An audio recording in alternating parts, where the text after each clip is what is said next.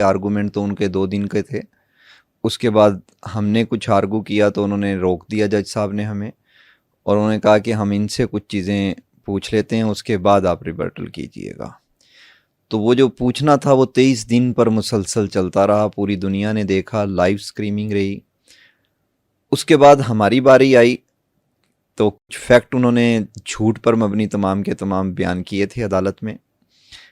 ہماری جانب سے جان محمد صاحب نے ایک کیس کو کھولا کہ اس کیس کے جتنے فیکٹ آپ کو بتائے گئے ریکارڈ کے مطابق وہ ایک بھی درست نہیں ہے، اور اس کو سارے کو ایکسپلین کر دیا. آج انہوں نے دوسرا کیس کھولنا تھا کیونکہ پہلے بات ہوئی تھی 348 کیسوں سے. پھر انہوں نے بتائے وہاں پہ کہ 14 مقدمات ہیں، 14 میں سے بھی 10 انہوں نے بیان کیے.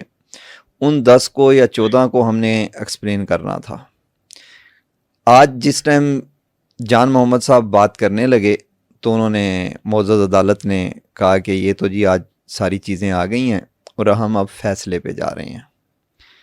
تو ہمیں سنا ہی نہیں گیا، ہمیں سنا ہی نہیں جا رہا، اور ایک پورا ماحول بنا کر ایک مخصوص ایجنڈے کے تحت ایک مخصوص ذہنیت کو تیار کیا جا رہا ہے ملک کے اندر، اور ایک بے بنیاد الزامات لگائے جا رہے ہیں. اس الزامات کی نہ کوئی دلیل مانگی جا رہی ہے، نہ کوئی تصدیق مانگی جا رہی ہے. اور جب ہم انہیں بتا رہے ہیں کہ یہ سارے کے سارے چیزیں جس مقدمے کا کہا جا رہا ہے آپ بتائیں کون سا مقدمہ ایسا ہے، ہم اس کی ساری چیزیں آپ کے سامنے رکھ دیتے ہیں، تو وہ چیزیں بھی نہیں لے رہے. اور فرضی باتوں کے اوپر، جھوٹی باتوں کے اوپر، وہاں پہ سب سے بڑی دلیل یہ ہے کہ یہ میرے منہ میں آ گئی ہے بات، یہ آپ سن لیں، یہ میرے ذہن میں آ گئی ہے تو یہ بات بھی سن لیں. تو یہ دلیلیں وہاں چلی ہیں.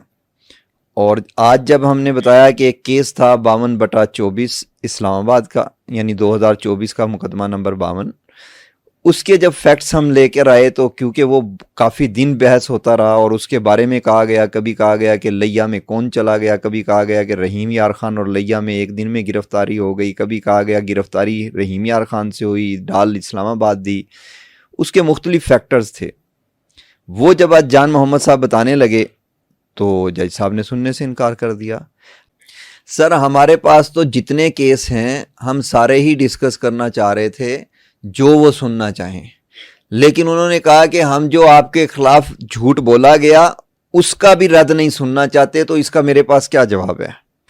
انہوں نے یہاں تک کہہ دیا کہ میرا ایک ایف آئی آر کا میں خود مدعی ہوں، اس میں ملزمان جو ہیں وہ واٹس ایپ کے نمبر ملزم ہیں، میرے ان کے یوزر ملزم ہیں.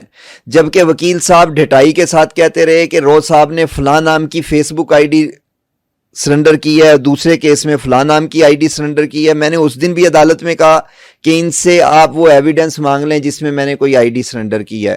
اس روز بھی عدالت نے ان کو کہا کہ جی یہ بعد میں جب آپ کا نمبر شروع ہوگا تو یہ ایویڈنس لے آئیں گے. آج تک نہیں آیا وہ ایویڈنس. میں نے کوئی سرنڈر کیا ہی نہیں ہے. میں نے اس دن بھی کھڑے ہو کے کہا کہ ان کے منہ میں جو جھوٹ آتا ہے وہ بولتے ہیں اور اس کا کوئی آپ ایویڈنس نہیں لے رہے. جو وہ فیک ویڈیو بناتے ہیں وہ فیک ویڈیو ٹی وی پہ چلتی رہی، اس ٹی وی کی پہ چلانے کا مقصد یہ تھا کہ ہمیں ملائن کیا جائے سوشل میڈیا پہ. سرکار دو عالم صلی اللہ علیہ وآلہ وسلم کی ناموس کے بدلے ملائن کریں، کھال اتار دیں، جو مرضی کریں، ہنس کے اتروا لیں گے، لیکن نبی صلی اللہ علیہ وآلہ وسلم کی توہین کسی صورت برداشت نہیں کریں گے. جو مرضی پاور سامنے کھڑی ہو، جواب ایک ہی ہے، یا گستاخی رہے گی یا ہم رہیں گے.